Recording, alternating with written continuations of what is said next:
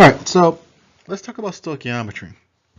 Now, I'm going to have several different slides and different talks about stoichiometry, but we're going to break it down into some, a few concepts that you hopefully are familiar with or that you will get familiar with.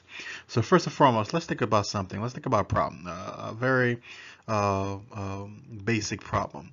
Let's say we have, again, I'm gonna give you the one that we were doing earlier, or at least similar to earlier.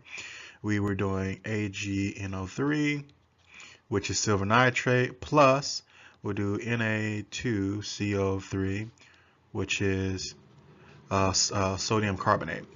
So then what this is going to produce is silver carbonate plus AgCl, which is silver chloride. Now, as you can see, this is not balanced. Okay, so we want to balance this. So we have silver nitrate over here. What we're going to do is put 2 here. All right, 2 here. We have carbonate. We have one carbonate, or one carbon, depends on how you want to see it. 2 sodiums, right?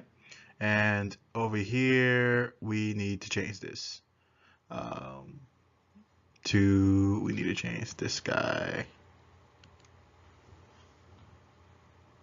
So it's carbonate, sodium nitrate. So that's what this is. This is going to be sodium nitrate.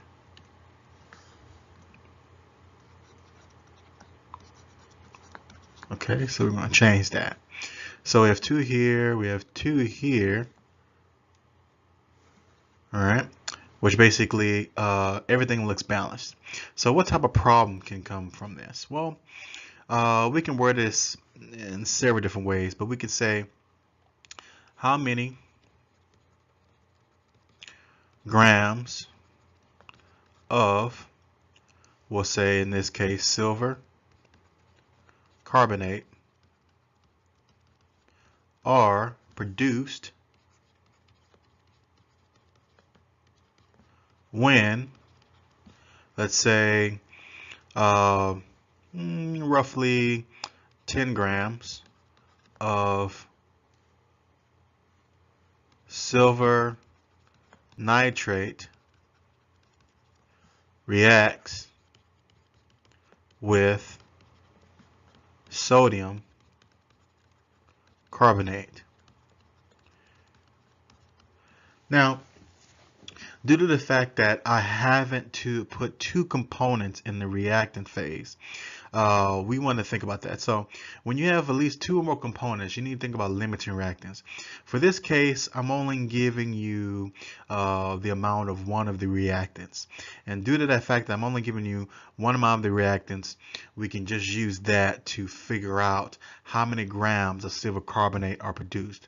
Now keep in mind, if we were given multiple amounts, then we have to look at the limiting reactant, and that decides on how much is going to be actually reacted and how much is going to be excess, and so on and so on. So we'll go ahead and take it from there. So we have 10 grams of silver nitrate, right? All right, so if we have 10 grams of silver nitrate, we need to convert this into something or figure out what we need to go from there. What I usually try to instill within students, as well as trying to instill just with anyone trying to figure out these problems, is when you have no idea where to go, convert to moles. Okay, when you have no idea where to go, convert to moles. So we need to convert something to moles. Okay, it can be anything right now, but let's look at what's given. What's given right now are 10 grams of silver nitrate. So I'm gonna set this up. I'm gonna do 10 grams of silver nitrate. Okay, and what I want to do is, and the thing is, the method I'm gonna show you, it's not huge brackets. I'm gonna show you piece by piece how we put these together, and you take it from there. So it's a little different approach, but it still gets you the same answer, and you know each step along the way. So you say 10 grams of silver nitrate. Well, I need to know the molar mass. So if you're trying to convert grams to moles or moles to grams, a good component, a good in between is molar mass. So the molar mass of silver nitrate is going to be, let's look that guy up.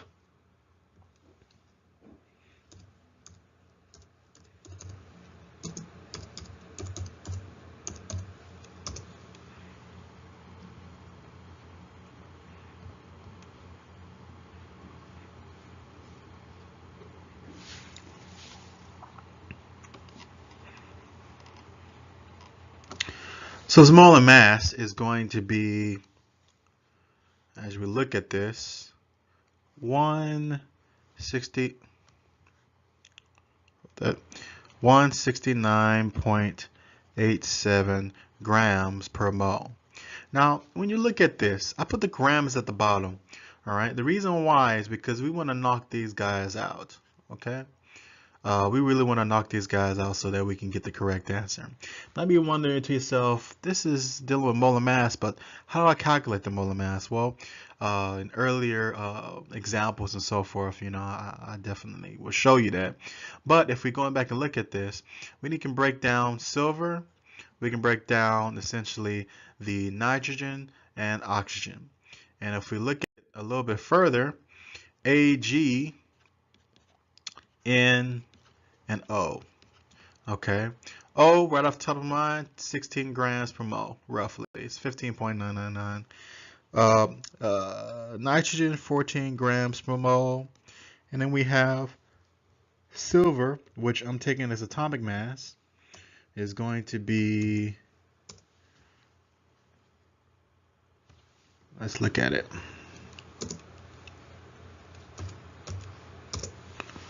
Look at our periodic table. Make sure you have your periodic table rating. It's going to be 107.868 grams per mole. Okay. Now, when we're trying to look at this and trying to solve for this problem, we have to go back and remember that I had 1 silver, 1 nitrogen, but I had 3 oxygens. So this is going to be times 3. So I add these all up. This should give me roughly the 169.87, I believe I had, grams per mole. Okay. So now that I have that, right, we can do a quick calculation. Do 10 divided by 169.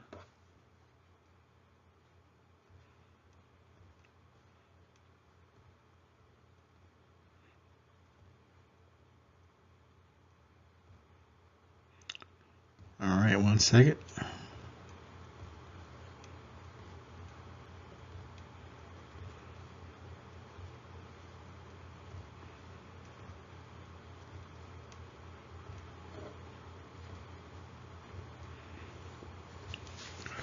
That gives me, if we're going back and looking at this, if I do the 10 grams, right, of the silver nitrate, and if I divide this by essentially 169.87 grams per mole, which essentially these grams are going to cross out, this essentially gives me 0.0589 moles of silver nitrate.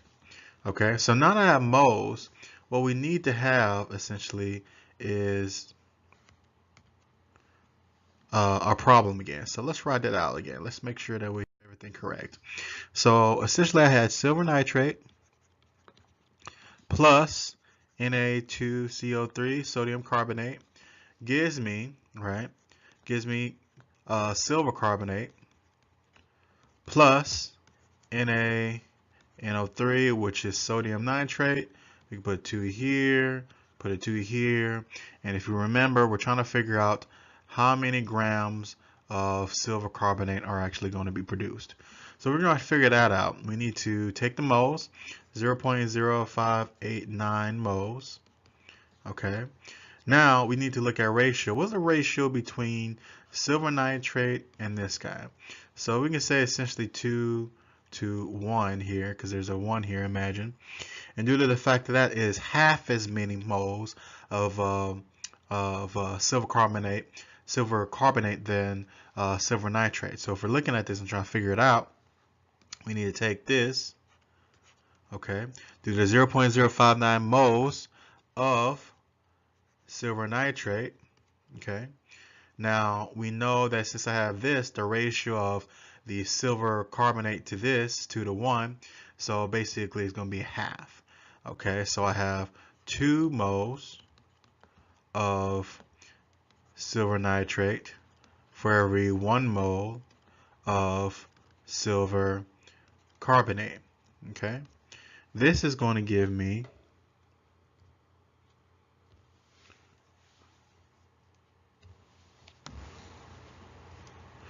0.029 moles of Ag2CO3 silver carbonate.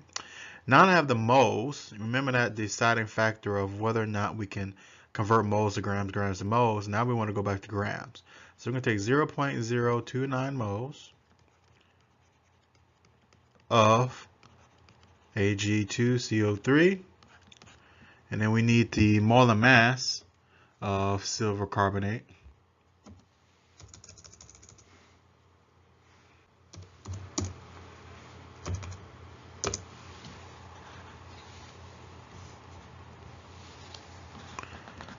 Which, if we look at it, should be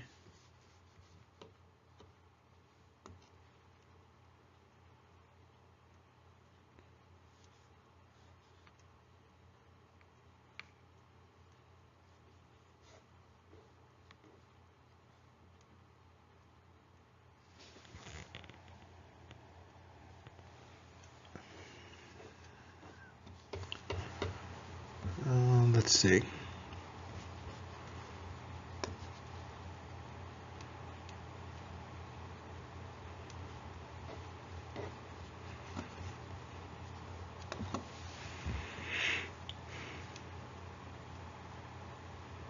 $275.75, which we can calculate the same way that we did before and run from there. So due to the fact that I'm trying to go from moles to grams, I want to put 275.75 grams per 1 mole. Okay.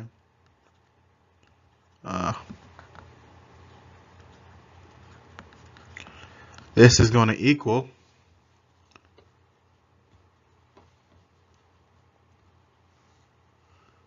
275 point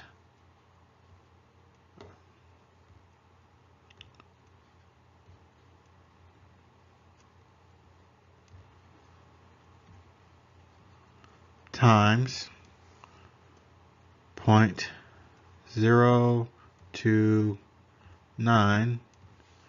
That gives me 7.99, or roughly basically 8 grams of silver carbonate.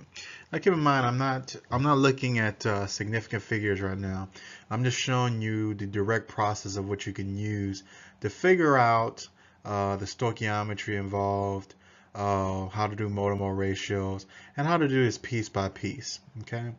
Again, we do this piece by piece. Now, we could do long brackets, but again, a lot of people sometimes get confused on those. So I'm showing you an alternative way of actually doing them. Okay. All right.